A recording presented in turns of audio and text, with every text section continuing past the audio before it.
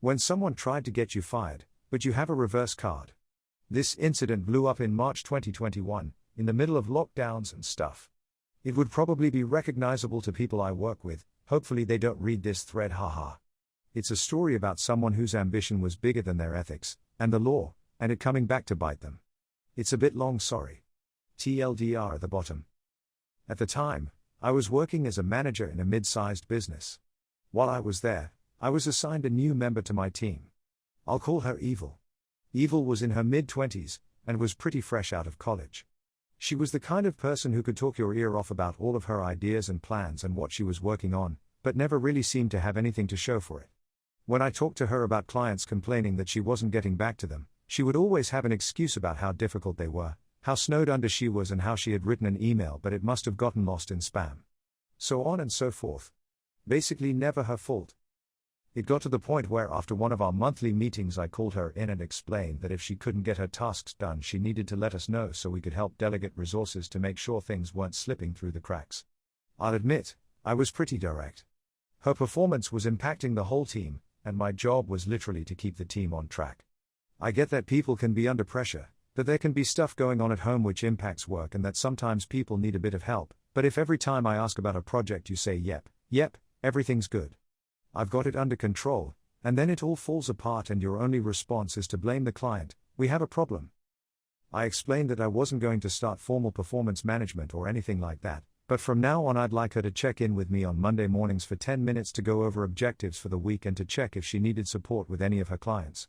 I know it isn't fun to be micromanaged, so I tried to keep these check-ins short and mostly just offer assistance on stuff. She clearly hated my guts though, and apparently was hatching her own revenge. Now part of my role included use of a purchasing card, which wasn't in my name but I had access to.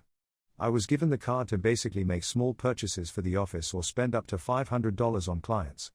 The card was kept in an office I shared with another team manager, where we both could access it when we needed it. One day I get a call from accounts asking about a few abnormal purchases on the card. A Photoshop subscription, a couple of Uber Eats orders, an HBO subscription, etc. I say I don't know anything about them and they should check with the other team manager. Apparently the other team manager didn't know anything about them either, because after the weekend I get called into the big boss's office. After my colleague and I had denied involvement, accounts had started calling Adobe and Uber and stuff to find out where the transactions were coming from. They said that not only were the accounts in my name, they were registered to an email address with my name in it too, e.g. word.roll3@domain.com or something. I can't describe what it felt like to be in that meeting. I felt physically sick. I couldn't work out what was happening. I was so shocked I didn't know what to say. I felt like I was about to get fired and I couldn't understand how that was even possible. The director was going on about how access to the card was a privilege and that I had signed an agreement about appropriate use and so on and so forth. I denied that I had been using it inappropriately, and the boss listened but I could tell he wasn't that convinced.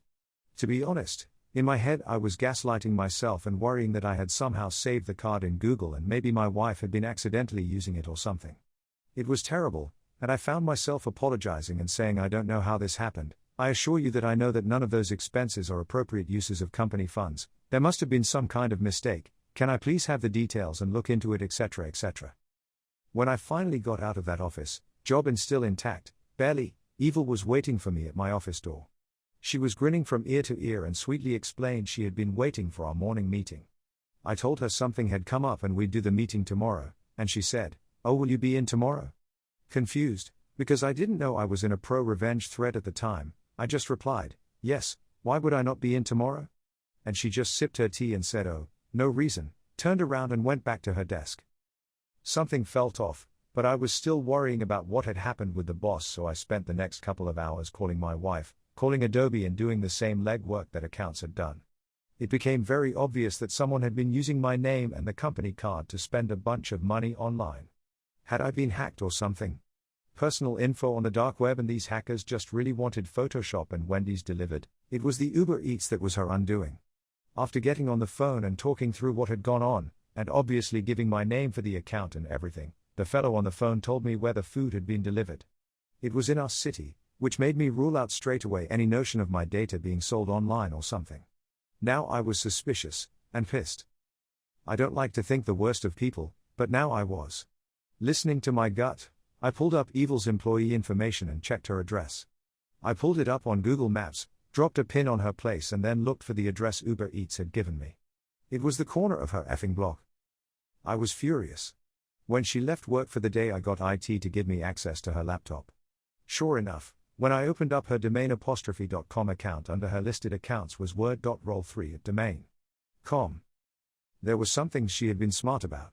The IP address she had been using was the office, which would have tied back to me. She had even had the food delivered to a different address. She had even made a fake email address. But saving her passwords on a work computer was a mistake.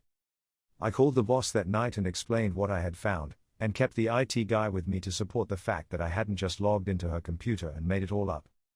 The next day the boss called her into the office and fired her so bad there were red trucks lining up outside the building. When she teary-eyed left his office, I made sure I was standing in the hall sipping a cup of tea. It had gotten cold while I waited for her, but still tasted sweet. I hope she went home that night, because if she did she would have received some nice goodbye Wendy's delivered by Uber Eats. Paid for on my personal card, of course. Revenge and justice can be the same thing, right? In the end she was fired. The boss apologized and we were on good terms when I left in October for a new gig. She never apologized and I haven't seen her since. The boss decided not to get police involved and neither did I, just didn't want the hassle. TLDR, one of my fellow employees steals a company card and starts making Uber Eats and other purchases in my name to get me fired. I find her out, and get her fired and send her some going away Wendy's to help her out the door. I'd be like, Mom, you could have bypassed all that scheming and just done your work. Total nutball. This was the first pro-revenge story I've read that was written by the victim. So evil, but so satisfying at the end. Take my humble award, sir.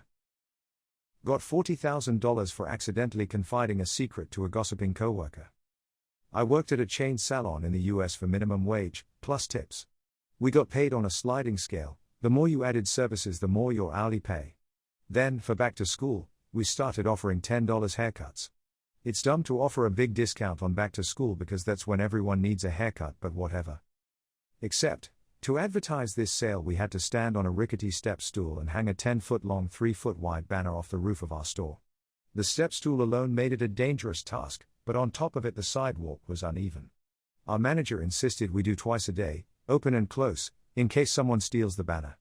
Because certainly, someone would want to steal a banner with our logo that says $10 haircuts. It was annoying, but I was looking forward to my next paycheck. I had a high service dollar per hour, which should have meant a bigger hourly pay and paycheck. Except it didn't.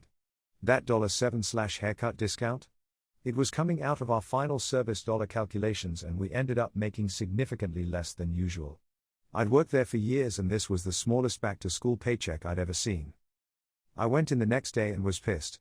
That morning, a coworker, who was a total brown nose and gossip, and I were outside setting up the banner.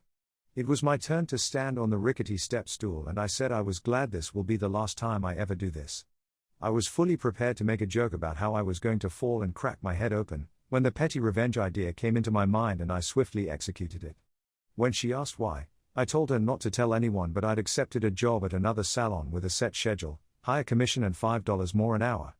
I said I'd planned on putting in my 2 weeks, but they needed me to start sooner, so I was going to work the weekend and not come back. This would leave us understaffed for the back-to-school rush. After reiterating she could not tell anyone, especially not our boss, she agreed.